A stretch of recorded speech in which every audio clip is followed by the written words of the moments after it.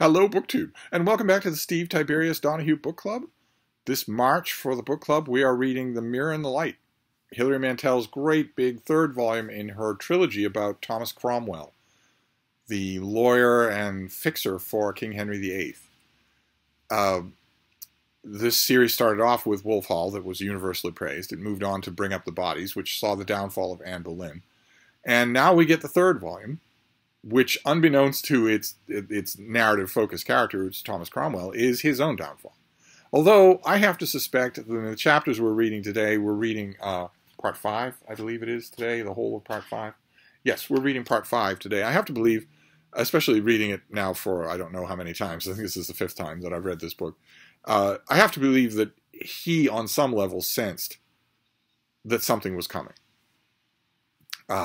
This chapter, well, certainly we as readers know that something is coming, because this chapter takes place from January until summer of 1540, June of 1540, and Cromwell dies in July. Whether he knows it or not, whether he senses in any way that this is the last year of his life, we know it, certainly, as readers we do. Things are at a dicey point here. Cromwell has served King Henry for 10 years. There's a wonderful scene where Henry basically says, you know, I don't think you have any surprises left for me. Cromwell leaves the room, badly shaken, but trying to hide it, and says he's grown tired of me. There are all sorts of tumblers in place, all sorts of questions of what could tip the scales. If Henry wants to be rid of this counselor, the foremost man in the nation, Cromwell is vicegerent on all matters related to the church. He is privy seal for all matters that relate to the council. He has access to the king's person. They are with each other all the time. If Henry's grown tired of such a figure, then we look around for the reasons he will use to get rid of such a figure. Unless we don't want to look at it so cynically and we want to say that Henry did have his reasons, that he always does have his reasons. What were his reasons for getting rid of counselors? We won't talk about wives for the minute, just counselors. Well, the famous example would be Thomas Wolsey, who in these books is everything to Thomas Cromwell. Father, mentor figure, teacher, spiritual advisor. Henry gets rid of Wolsey, too. In fact, there's in the chapters, the part where we're reading today, Henry says, just idly to Cromwell at one point, I wonder if you ever truly forgave me for parting ways with Wolsey. And in his mind, Cromwell says, parting ways? Jesus Christ. Because that, of course, isn't what Henry did. He killed Wolsey and all but thrusting in the blade himself. And would certainly have done him, would certainly have executed Wolsey. Imagine a cardinal getting his head chopped off. Of course, England couldn't have imagined such a thing, but it would come to learn to imagine such a thing when queens get their heads cut off.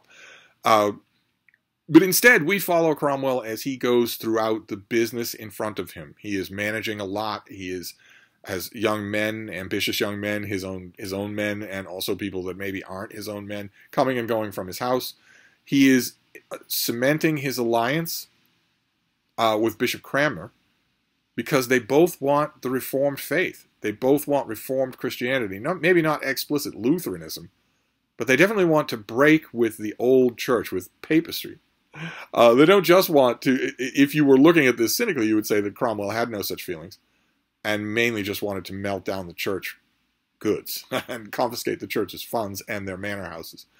But if you look at it, certainly from the Cromwell that Hilary Mantel constructs, he believes in it. He believes in the faith. He's, at one point in this chapter, fantasizing about the day will come when the Bible in English will be available to everyone, and Henry will give it his sunny approval, and Cromwell will be standing right next to him handing out Bibles for free. And it's a little bit of that faith element that enters into the main piece of drama for this chapter. The piece of drama that any fan, any reader of Tudor history knows is coming. In the real world, the world where Cromwell is a horrible person, a horrible, violent person, the kind of vile, jumped-up upstart that you want to see get his comeuppance, that you want to. Cromwell in real life was not a hero. He was not the three-dimensional figure that we see in these books. That figure is masterfully drawn. But there's a scene in the part that we're reading this time. Cromwell is going to have one of his innumerable talks with the Courtenay family, who he is destroyed in the latter part of this book. Gertrude Courtenay is still alive. Her husband has been killed, but she's still alive. And Cromwell goes to see her and imagines what she's looking at. And the passage goes, she sees the king's counselor, a genial man, comfortable in his skin. She doesn't see the other man, whom he keeps short-chained to the wall. The man for whom the work of forgetting is strenuous, who dreams of dungeons, cavities, and oubliettes. Such men are subject to uprushes of fear which will wake them in the night. When they are frightened, they laugh. That and a couple of other instances in this book where Mantell just subtly draws the curtain before Cromwell goes and brutalizes somebody is her acknowledgement of what she's doing. This is her acknowledgement that she is practicing the fictioner's art on a loathsome figure in order to make him not loathsome. She can't avoid it, especially in the downfall of Thomas More, in the persecution of heretics. She can't avoid it in some of those cases, persecuting the men who were connected with the downfall of Anne Boleyn. And so those cases, in those instances, since she is an honest author, for all her fictional wares, she's an honest author. In those moments, Cromwell doesn't seem like the Cromwell that he is in the rest of the book. And you just have to either accept that as a discordant note in the book if you don't know any Tudor history, or you have to smile a little and see, all right, that's the real Cromwell popping forward. And that other man that he keeps short-chained in the dark, that is Cromwell. That was the Cromwell that everyone knew, including Henry. But, like I was saying, if you're familiar with your Tudor history, then you know what's coming, which is that Cromwell is going to push very strongly and arrange and insist on a state marriage for Henry. His wife, Catherine Seymour, is gone. She gave him a son, but the Seymour family is gone now into the background. The Howard family is still lurking around. They would like another try at the apple. They would like to put another Howard person forward, even though Anne Boleyn ended disastrously. Henry needs to marry. And Cromwell seems to think, not Catherine Seymour, I'm thinking of Jane Seymour, of course, but Cromwell seems to think that Henry can do a state marriage. I'm not talking just about the fictional Cromwell here. I'm talking about the historical Cromwell. I don't understand why Cromwell would think that. Henry has never done that, and is diametrically opposed temperamentally to doing that, as should be known. I mean, there's an ambassador who runs all through these books, Chapuis. He's great. He's a great character. And at one point, he mentions to Cromwell in the part that we're reading today, right before they part ways, they're never going to see each other again. He says that Henry is a man of great endowments, lacking only consistency, reason, and sense. And that's true. That's absolutely true. Certainly what Henry lacks is self-sacrifice. He has no sense of self-sacrifice. And Cromwell, the historical Cromwell, should have known that better than anybody. Henry's marriage to Catherine of Aragon was not a state marriage. He thought he was in love with her. He genuinely thought he was in love with her. He was, of course, sexually and personally utterly enraptured by Anne Boleyn, who was the daughter of a very, very minor official family. Granted, her father had married into the Howards, but she was basically nothing. Very low rung. The type of thing that monarchs marrying among their own subjects try to avoid. Same thing with Jane Seymour. The Seymours were, well, everyone's minor compared to the king, but in that case also, Henry married out of love, what he considered to be love, a relief to find someone who was a rose without a thorn, a relief to find someone who was not like Anne Boleyn. In not one of those three cases did Henry have to do the state marriage thing, where I don't want this, but I will sacrifice my daily, hourly, personal happiness for the good of the realm.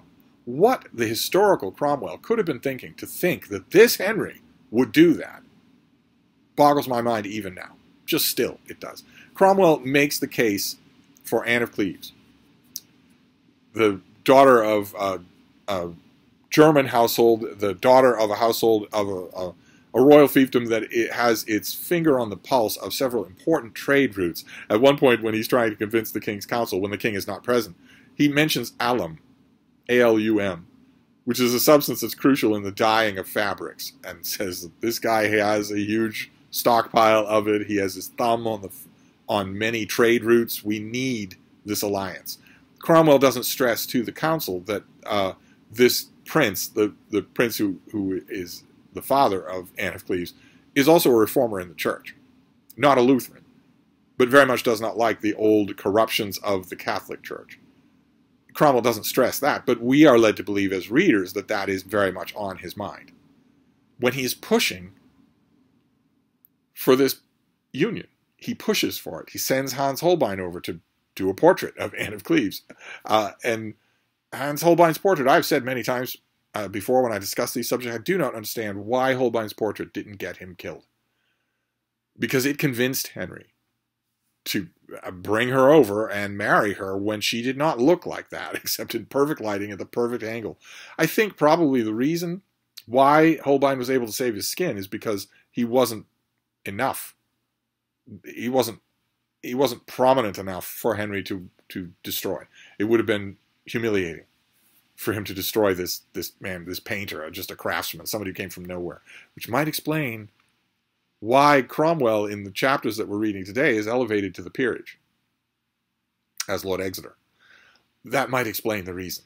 It's always been a little bit of a question mark hanging over this, why Henry would elevate Cromwell to the pinnacle of court life and then immediately destroy him. Why he would elevate him knowing he was going to destroy him.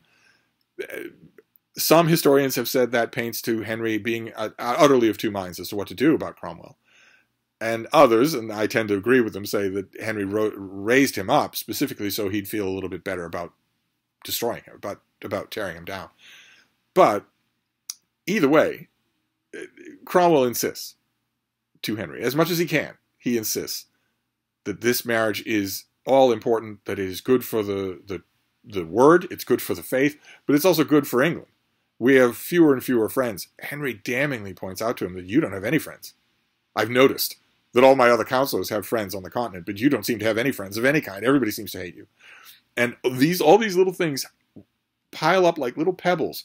We hear them, and we know what they mean because we know what year it is on the calendar. Cromwell hears them and isn't sure how significant they are. He just isn't. He isn't sure about any of it. He just keeps going. And then two things happen that are disastrous. Two things happen that, I mean, Cranmer tells him that rulers keep track of our derelictions. They might not say anything, but they keep a secret book of every time that we've ever failed them.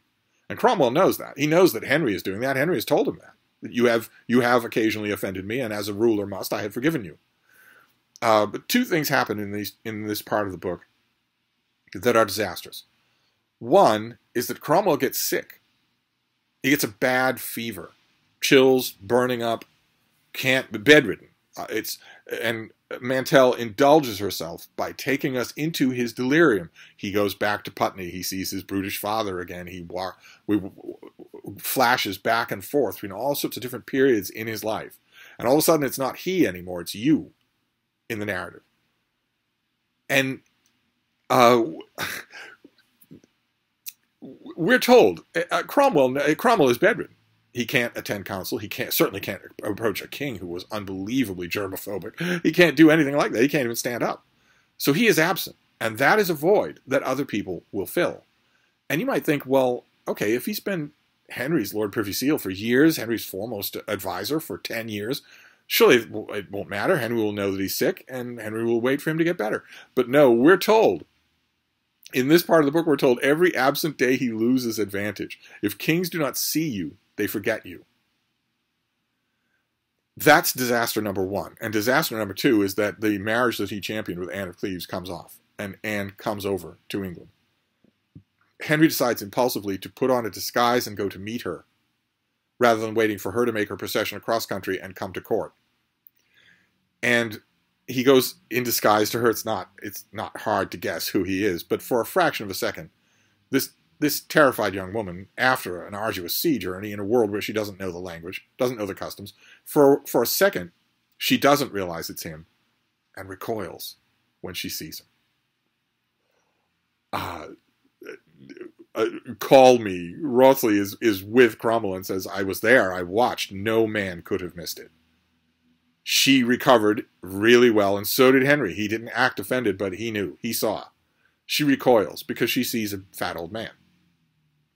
And Cromwell is irate. He is so concerned with the union, with the good that it will do for the gospel or for the trade routes, that he gets irate and says, well, we're the same age. Would you call me old? She knew that he was old. She knew what year he was born. She knew that he was stout. She knew what she was doing.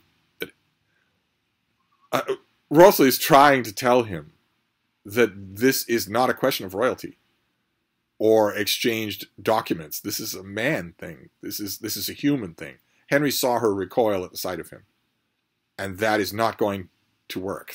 Basically, that means it's not going to work, and it doesn't look like it's going to work. Henry resists it from the beginning. I liked her little. I like her less now. And he starts to concentrate on a way out. And according to him and some other advisors, there is a way out. Because the princes back in Cleves were tasked over and over again by Cromwell's men and Henry's men to provide documents about Anne of Cleves that proved beyond a shadow of a doubt that she was never contracted to any other man. You have to prove that that isn't true. You have to send those documents over with her. We're waiting for them eagerly. Henry has been burned before. And unbeknownst to the Henry in 1540, he will be burned again. On exactly that grounds, he will be burned again. But she doesn't bring the papers. And Henry is thinking, surely that is a reason. Surely they wouldn't hide those papers if there weren't a reason to. I want out of this marriage. Basically, that's what he says to Cromwell. I want out of this marriage. And there is a disastrous moment. He and Cromwell have been talking. He calls him Tom from time to time. They've been talking. They've been chatting. Henry mentions at one point in this part of the book that maybe we should pray together. And he raises him to the peerage. But at one point, he is saying to Cromwell, I don't know if maybe you're in the pay of other people to make this marriage happen and to keep it from dissolving, but I don't like it. And Cromwell says to him, he's thinking to himself, I had better choose my words carefully.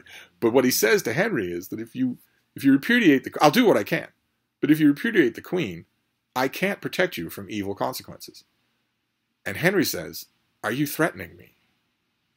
Which, with a tutor, is the very last question you ever want to hear. And almost certainly the very last question you ever will hear. And Cromwell just recoils and says, God forbid. And Henry says, he does forbid. He does forbid it. And the end is sealed. When we get to that, if you've made a tutor say, are you threatening me, you have reached the end. And the end comes. That's what ends this section that we're reading today. Cromwell goes across a courtyard. His hat blows off in the wind. A boy retrieves it for him. He senses, and we're told in that chapter that his body knew before his brain did. But he is scheduled to go to the council meeting. He's Thomas Cromwell. Where else can he go? You think about the scene from earlier in the book where he reflects on how Henry was knocked unconscious at a tilt yard and seemed to be dead. And when the split instant that Cromwell thinks that Henry's dead and realizes, of course, that what Henry says is true, you have no other friends. Everyone hates you. That maybe he should, instead of going to the king and seeing what he can do, maybe he should make for the nearest port. You can't help but think that when he's crossing that courtyard to the council meeting. If you know your Tudor history, you know that what's going to happen at that council meeting. You can't help but think, is there anything you could do? Could you flee in any way? Of course you couldn't. He would be known and stopped at any kind of port. He mentions it himself in that scene. He mentions that only the sharpshooter who used a rifle to kill someone, first time in English history that we know of, only that sharpshooter could save him by shooting his enemies. There's no way to do it. So he goes to the council meeting. And Stephen Gardiner is there. Stephen Gardiner has been in England. He's a churchman, hates Cromwell, and Cromwell hates him. And Cromwell has said to the men in his household, I will bring him down. Just you wait. I will. Gardiner is back, and he's in the council meeting. When he shouldn't be. He's not officially appointed to the council yet. And there are a whole bunch of, everybody else is there as well. The Duke of Norfolk is there, Fitzwilliam is there, all these people who've had a parlous relationship with Cromwell, even though Hilary Mantel's version of Cromwell has done them nothing but good. Norfolk owes everything to Cromwell at this point. Fitzwilliam owes everything to Cromwell at this point. And also in these chapters, just a few pages before this final council meeting, we see Cromwell and Gardiner talking with each other, and it seems like They are two reasonable men who could get along. It's Gardiner who tells Cromwell, we know what it means to serve the king. It is to do the impossible. Surely, if we both know that, we can make common cause. All those people are in the room when that council meeting happens, and the councilors say, Cromwell says, shall we get down to business? And the councilors say, we won't sit down with a traitor. And things come to blows. Henry's guardsmen are there. Henry's not there, of course, but Henry's guardsmen are there to make sure that, no actual bloodshed happens. But things come to blows. The councilors descend on Cromwell like jackals on a lion. They pull his garter off. They pull his chain of office off. They pull his hat off. And he is arrested. He asked William Kingston, the keeper of the tower, it comes to collect him and says, you'll walk next to me. I will guide you through the crowd. I will have no disturbances. And Cromwell asks him, well, can you get a retainer from my household to come and wait on me until I am released? And Kingston is a little offended, of course. He says, you're a gentleman. I treat my gentlemen well, of course. Well, you just name the person, and I'll make sure to get them. But it's the until I am released part that you're thinking about. Because you suddenly realize that in the course of The Mirror and the Light, the only people who have ever been released from the tower have been released because Cromwell worked with the king to get them released. The king has never said it. The king has never wanted it, never even thought about it. As Cromwell is going to say in the last chapter of this book, when has Henry ever turned his face back to look upon someone once he's turned away from them? When has he ever done that? If you are Cromwell and you go into the tower, the mind might know, but the body knows that this is forever. But anyway, he talks that way, and that is the end of this part.